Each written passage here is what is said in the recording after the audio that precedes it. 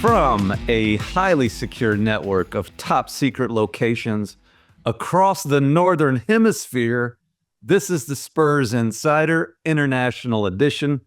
We're in a winter wonderland here in South Texas. I am Mike Finger, joined by Express News sports editor Nick Talbot. And from Gay Paris, France, it's Jeff McDonald, Express News Spurs beat writer.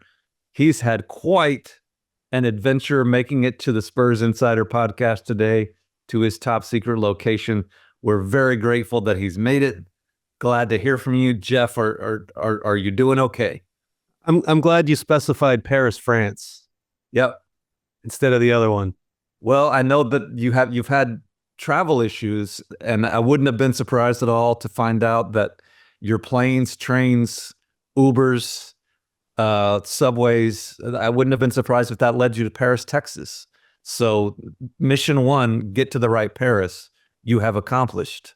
We are recording this Tuesday morning Texas time, Tuesday evening Paris time. I'm just going to let you take over the podcast here and let the viewers, listeners back home know what your day's been like. You went and saw Victor Wanyama, did you not? I did. Landed here in Paris, France, about 6:55 a.m. local time. And by the time we got situated, it was time to get out to Les Chesnay, I guess is how you pronounce it, which was where Victor was born and raised. And what he did out there today was he has basically, this has been a project I learned today, about 4 or 5 months in the making, that Victor decided when the Spurs go back to Paris, he wanted to have built some outdoor basketball courts for the kids next to the gym that, he grew up playing basketball in. So today was the dedication of it. Went out there today. The mayor of the town was there. Tony Parker was in attendance. A bunch of Spurs teammates were in attendance, and Victor was there to sort of unveil the court that apparently he designed. Brian Wright was talking today, like this first came to fruition in his office when Victor drew on a whiteboard, like his vision of what he wanted these courts to look like.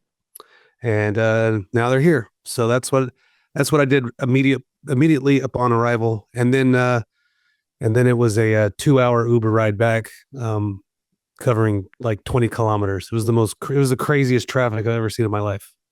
Well, worse than any of that, like LA, like getting to Santa Monica from downtown, worse than any of that. It was crazy.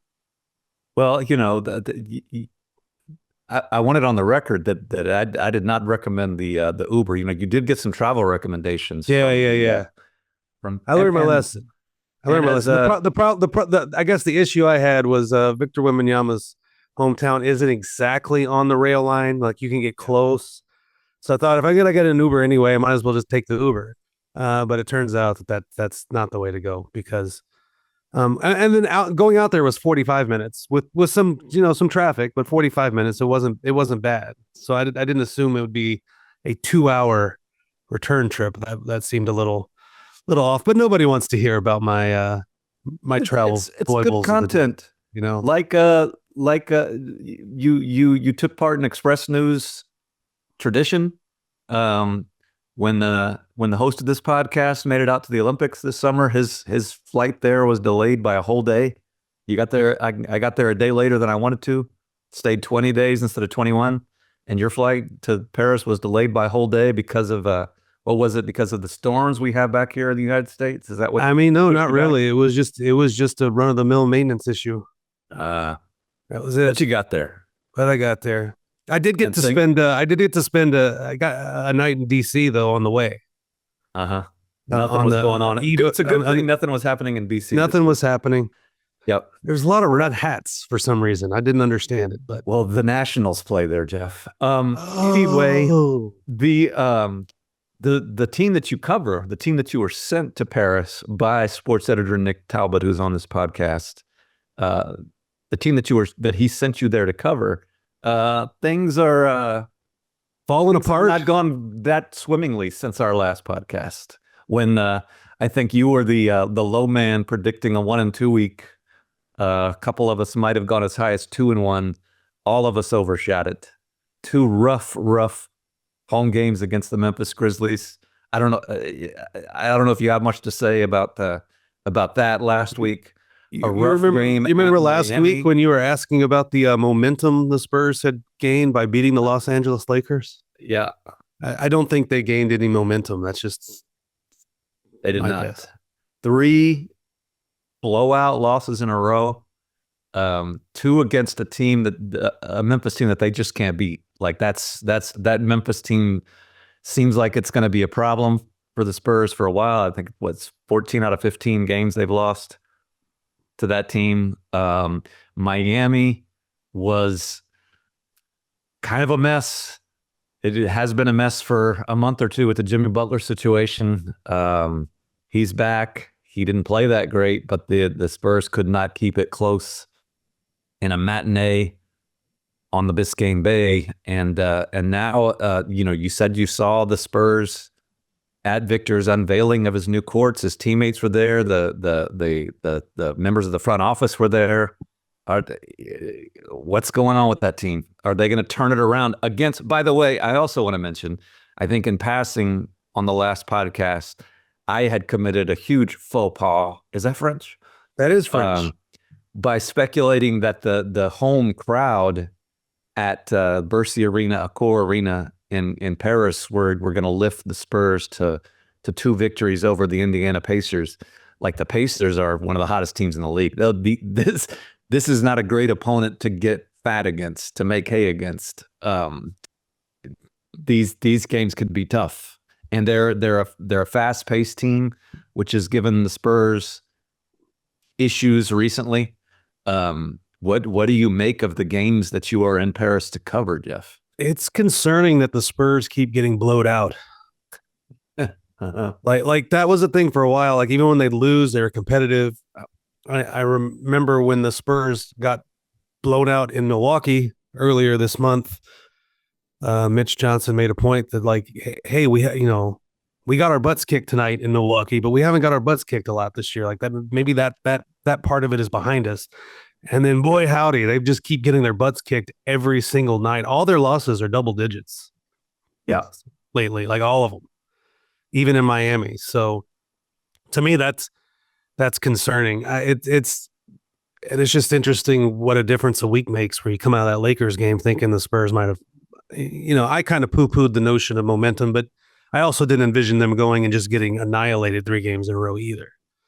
So just the idea they can look so good against the Lakers and then just so bad for parts of these games against these other teams. And I don't know what's going on. I don't know if it's just the dog days of summer. I don't know if other teams have figured stuff out. Summer, dog days of the season. I don't know if other teams have figured something out. I don't know if they're just slumping.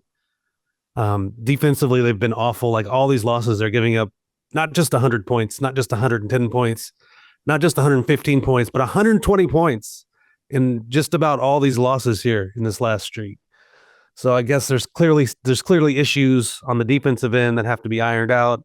And I just think the team, as can happen with a young team, you go from like being really confident to like really unconfident. They don't look like a very confident team to me right now. And I don't know how to get that back besides just playing better and winning.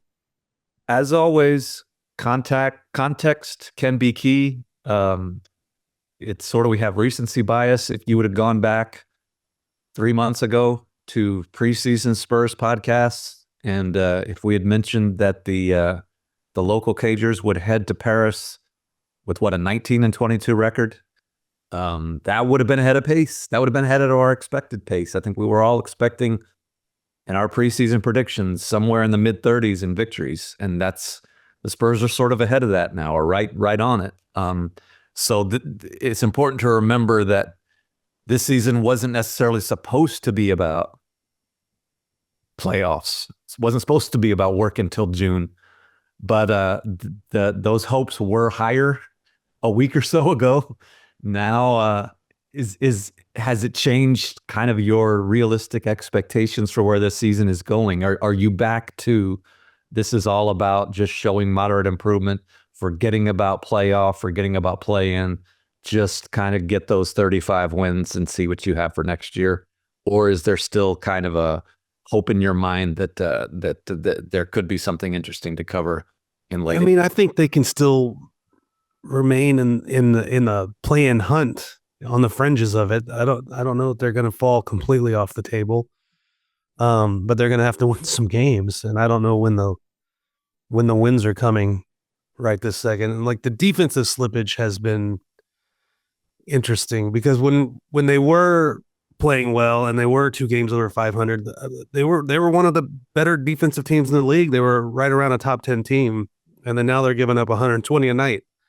And for a while it was, well, when Victor's on the floor, they're a great defensive team, but when he, the slippage happens when he comes off the floor, but they're just getting waxed, in big portions of the games now.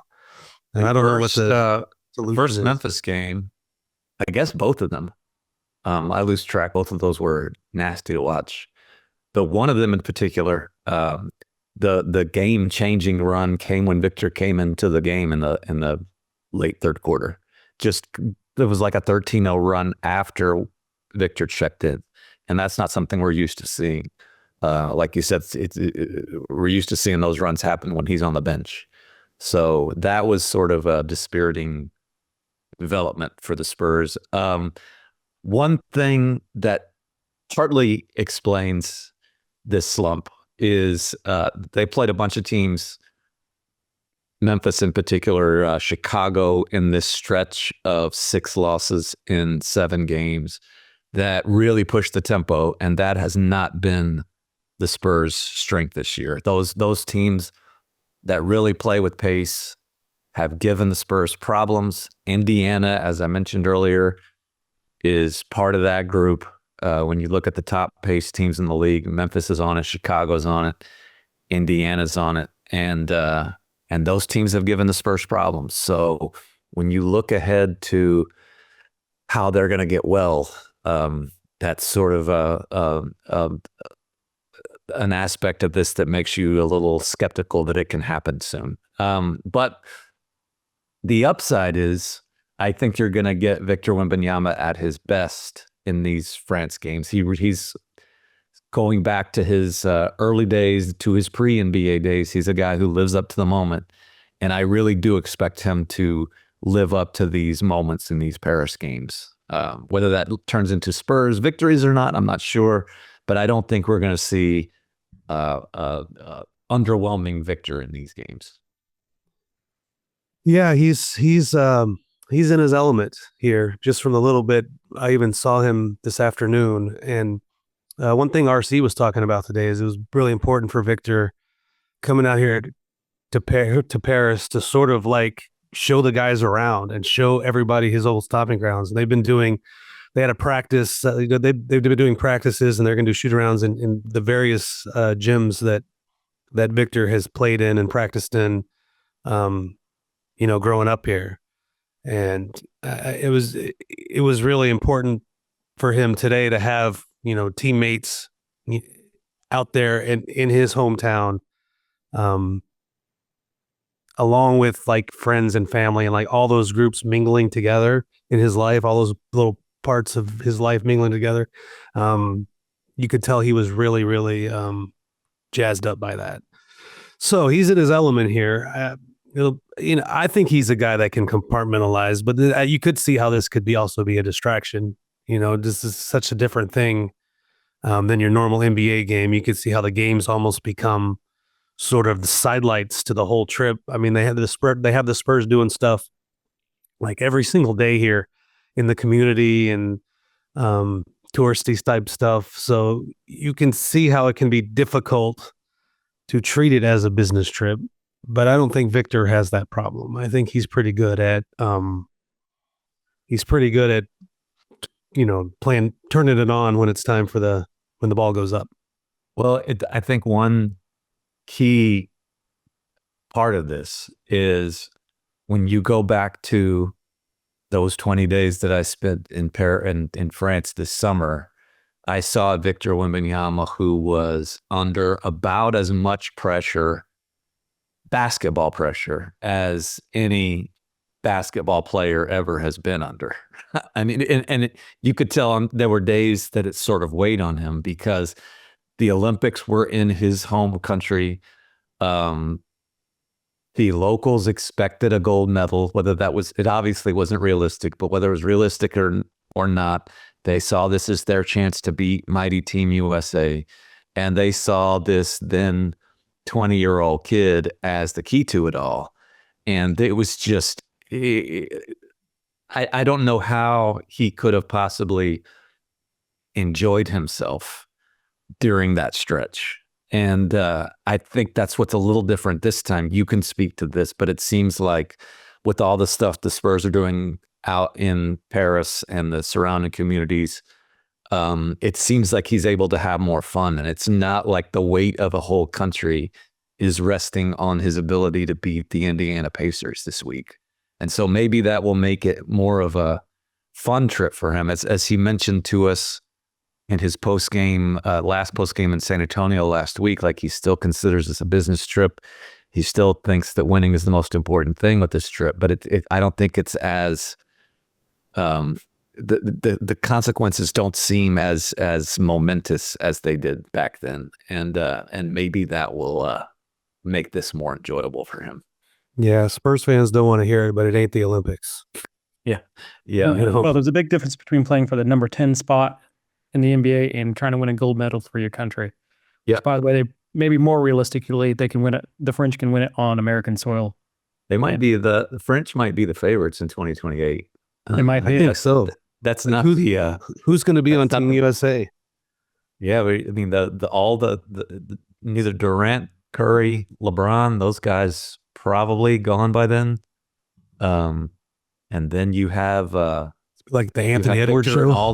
all these recent top picks, along with Nolan Traore, who is he plays the position that was missing from France. I can't believe this turned into an Olympic 2028 podcast, but Nolan Traore is a huge point guard prospect, and I'm sorry if I botched that pronunciation, but the Spurs are aware of him, and that much like the French needed a point guard last summer, the Spurs still could use someone who plays that position after the Chris Paul era.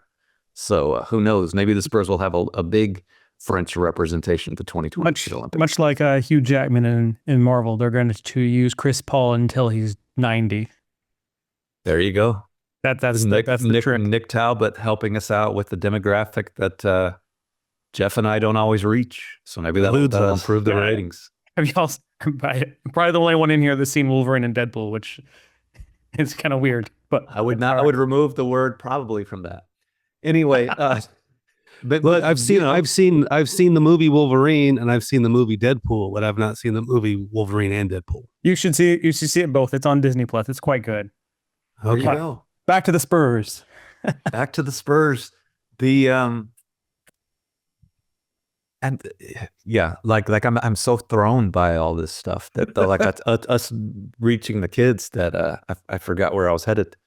Is there anything else we need to mention Paris wise, Jeff? You enjoying? You've only been there. You've been there less than what? Haven't really had 12 hours. Yeah. This should be a good trip for you. Thank you. I hope you enjoy yourself, much like I hope Victor enjoys himself. I found a It's not all about Chipotle. winning. What's that? I found a Chipotle. Yeah, that should be good. I think they call it Le Chipotle, but I found one. Is it like when I saw Dwayne Wade coming out of a KFC in Lille, France this summer? That was fun. I saw the Chipotle. I was going to tell Julian Courteny about it because that's his pregame go-to. And after the last shoot around at home, when we were talking about France, I said, I bet you're not going to be able to get your Chipotle though. And I was wrong. He can get it. They have it here. It's Julian Courteny. That's a segue into a discussion of. I think he has to come from the Champagne region of France to actually be called Champagne, though. I see. Mid-season stock update on just some of these guys who had really good starts. Like Julian's one of them. There was a podcast not too long ago when Jeff was talking about how he had become convinced that Julian Courteny could be a productive rotation player for a playoff team, long-term fit. Do you still? We'll start right there with Mr. Chipotle. Is he still making you a believer? Yeah, sure. It's just it's hard to be up on a lot of these guys at this. Like you have to take the longer view. Like right now, like in the past week, it just seems like everybody's bad. Wow, this podcast really suffers from a lack of optimism without Tom. That's a good point. The show, right? That's true. Yeah, sure is about the best we get. Stefan Castle, a little bit of news this past week. A very rare occasion. A San Antonio Spurs going to participate in the slam dunk contest at All-Star Weekend, which should be entertaining. The slam dunk contest is never that entertaining. Mike. Yeah. Well, you know, not since trying to Jordan be optimistic. Dominique. I'll be the old guy and say that it hasn't been good since Jordan's been in it. Oh, maybe Blake Griffin jumping over the car. I think Stefan Castle is can be about as entertaining as anybody. Like he's had some pretty fun in-game dunks this year. He might be one of the bigger names in it, which I think that's where it suffered over the years. Not getting an all-star conversation since I keep shifting the conversation to Olympics and Marvel and All-Star Weekend now. But yeah, there's just a lack of names usually. Like you don't know who those guys are. It's like, oh, it's the guy from the G League winning the dunk contest. Like, okay, that kid that went to Texas Tech, I can't remember his name last year. Mac McClung. Mac McClung. There we go. Okay, Stefan Castle, the player, has gone through some ups and downs. It seems like every week he goes through ups and downs. It's almost like he's a rookie. I am still on the bandwagon of he has a chance to be the best player in that whole draft. Not just this year, but moving forward. I think we got to look at Zach Edey, the front runner for Rookie of the Year last week against Memphis. Still think that he might be slightly ahead of Castle in the Rookie of the Year race, but he's probably going to win it. I think that kind of goes, just with playing time, and Castle's not going to be in the starting lineup maybe once everyone's healthy, if that ever happens. But there was a stretch during that Memphis game. They're getting the doors blown off them, but the second quarter where Castle just went off, was it like 3 or 4 dunks in like a 5-minute stretch? And you're just like, wow, this is going to be a guy. You could just see the oozing potential where he was taking over the game for a bit. And you're like, wow, Spurs are really going to have that Area 51 franchise locked down. That's going to happen. I think he does that. He just looked like star potential for about 5 minutes, and then the game got away from everyone. So he does that, and he's had stretches like that many times this year. And it's even, and this goes with being a rookie, even during games. It's not just game to game, week to week. It can be quarter to quarter sometimes. And he followed a really good quarter with a quarter or two where he looked like a rookie. And that goes with being a rookie, I suppose. But I still think the Spurs feel great about having him around. Yeah.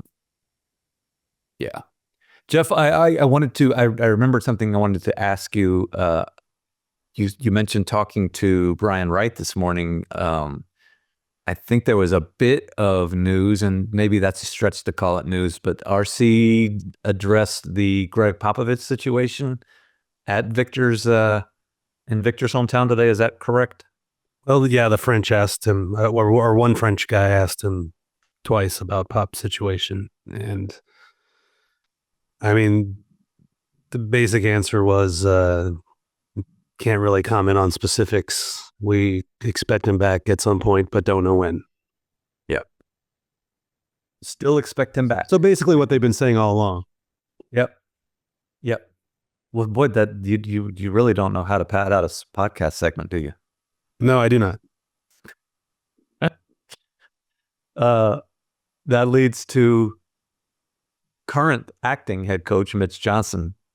This to me seems like a test of a head coach. Whenever a team goes through a week like the Spurs have just had, I mean, throw France out of the equation. It's 3 blowout losses in a row. How do you sort of get your team to respond to that? It's not about necessarily motivational speeches, but like this is when a head coach is tested a bit. Can you stop the bleeding?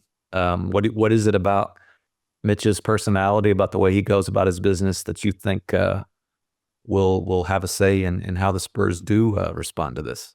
I mean, it will be interesting to see, right? Like, we don't know. That there hasn't been this kind of level of strife in the Mitch Johnson era yet. I mean, they've had losses and they've had bad losses, but not so many in a row.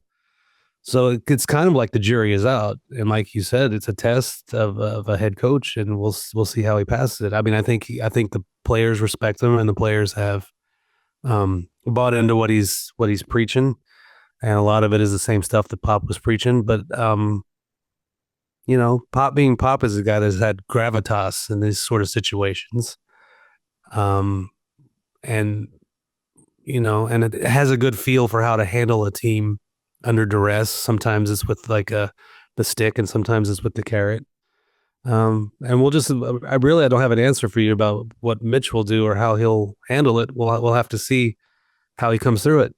And that'll be kind of something interesting worth watching and monitoring here in Paris and beyond even.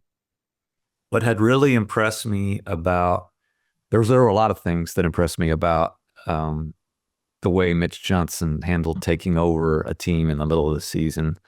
But in that stretch when the Spurs were playing really well, one thing that was their calling card for a while was just coming out of halftime and playing tremendous third quarters, which was their weak point last year. They got in this habit of just getting blown out in third quarters and letting games get away from them. And I thought that was a testament to the ability of a head coach to make adjustments and to have a plan going into the second half of a game. And for a while, it looked like Mitch Johnson was really doing well at that. And then this past week, it's been 3 really bad third quarters in a row. So he hasn't mastered that yet. But I think that's just another example of how you never really have the NBA figured out. You never have basketball figured out. There's always danger looming around the corner, and that will be something to monitor moving forward. Is, can he keep making the adjustments? Can the Spurs keep figuring out how to handle the second half, which has not been good for them lately? Again, we will see. But have you noticed anything? Did some of these third quarters remind you of the terrible ones last year, Jeff? Yeah, yeah, the terrible ones did.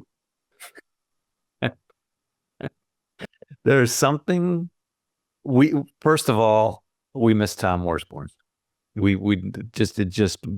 He had travel issues getting back from Miami.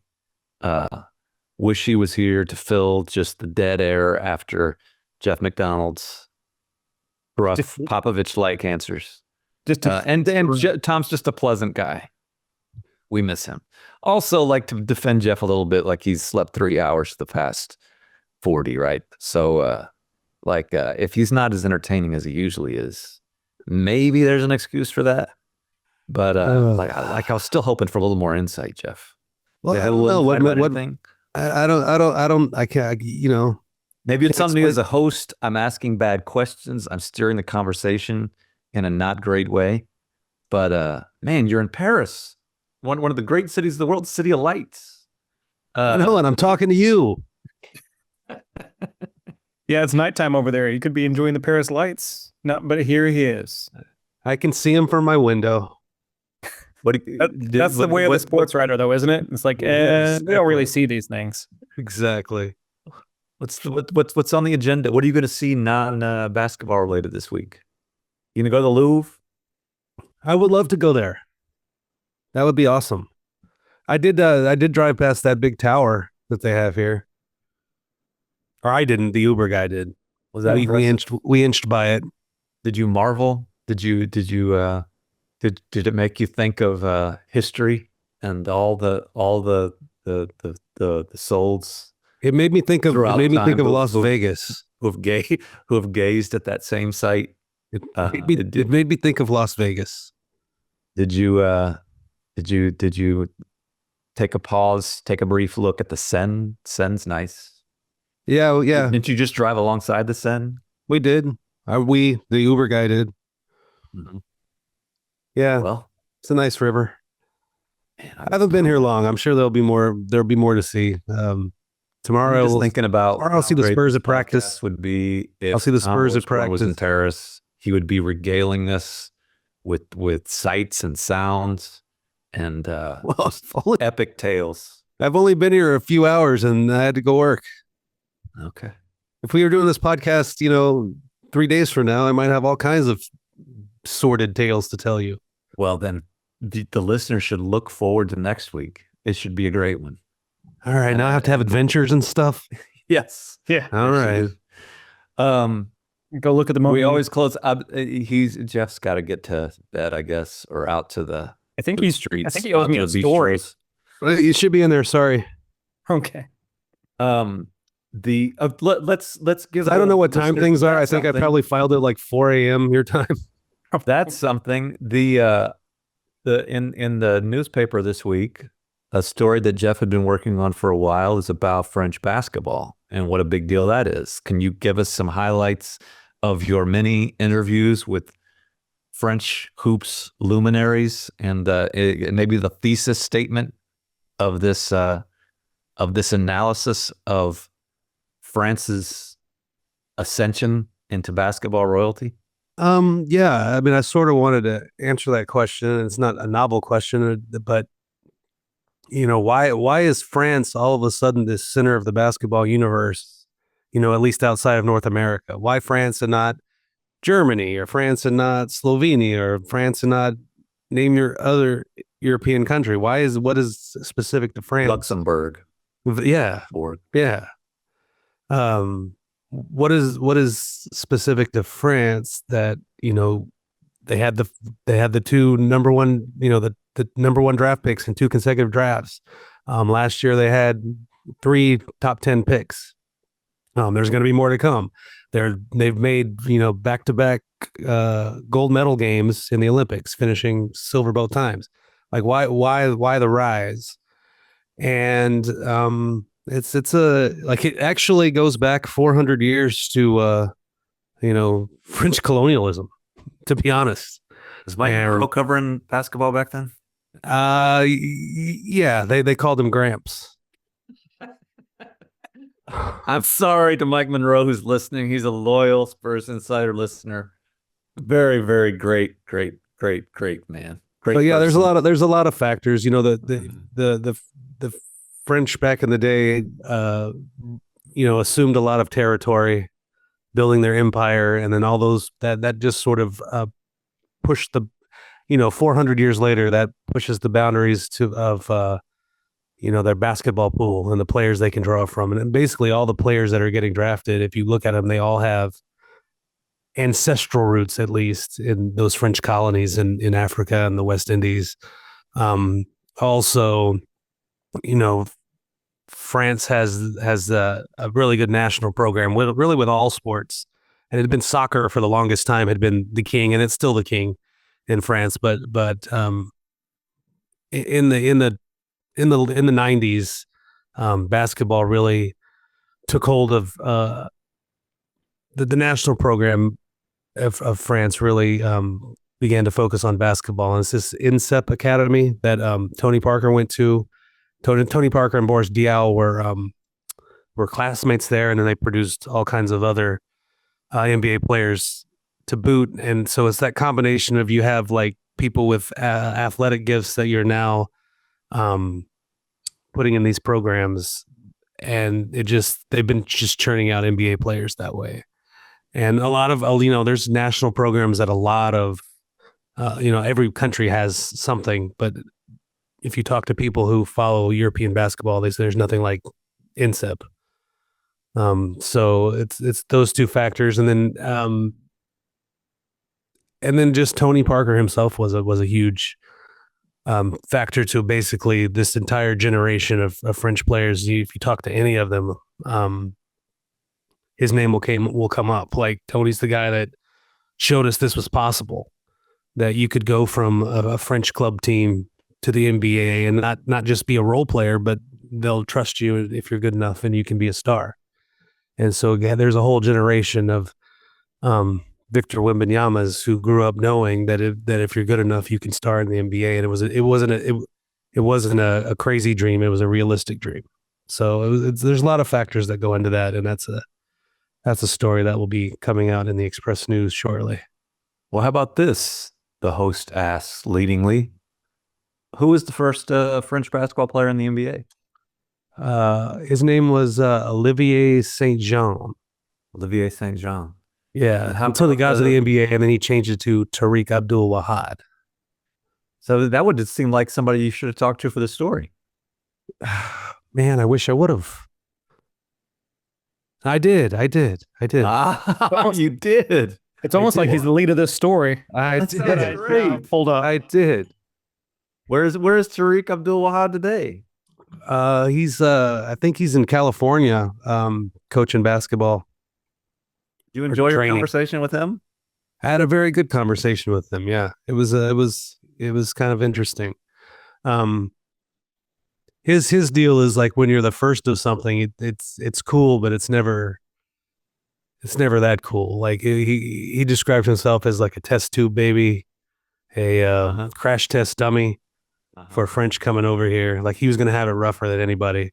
And, he didn't say this, but it kind of paving the way for the Tony generation to come a little bit later. Like you got to get the crash test dummies out of the way before you can move on to the rest of it. I hope that my boss, Nick Talbot, appreciates how hard I work to try to get squeeze blood from this rock that is Jeff McDonald and somehow promote expressnews.com, the Express News sports section in the Dead Tree edition, the Spurs Nation Express News newsletter, all this stuff. Like somehow, I'm trying, Nick. One from a stone isn't the best. And I hope that effort is not lost when you're dealing with someone who's just jet lagged and trying to be boring. Like Saying it is Dan. I think I've saved a piece of this podcast, maybe. But we'll try to do better next week. We're gonna end. That's not a good way to end this. Well, sorry, everybody. We'll try to do better next week. Well, it seems it's kind of the way the Spurs are playing, to be honest. So from perfection, nothing new can be made. So if we were done a perfect podcast, like how could we improve on that? We left ourselves room.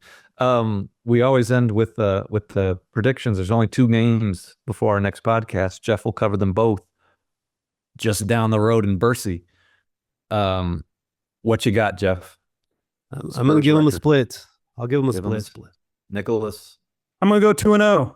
I'm going to be the Tom Wars one. We need some optimism here. So I'm going to go 2-0. Do I believe it'll happen? No, but I'm going to predict it anyway. Wow. I'll go with the split too. That's the best part of these predictions. There's no, you can say whatever you feel like. Kind of the easy way to go. But so I'm going to go 2-0. I think they'll beat them both. Motivated Victor. I'm going to predict that Jeff, against all odds, manages to have a good time one night of his 5 or 6 in Paris. Like he will enjoy himself at some point. That might be the biggest upset, but we'll see. We'll talk to him next week. We'll talk to Tom next week, which will, in and of itself, make it a much better podcast. And until then, everybody in South Texas, stay warm, take care of each other, and keep it real.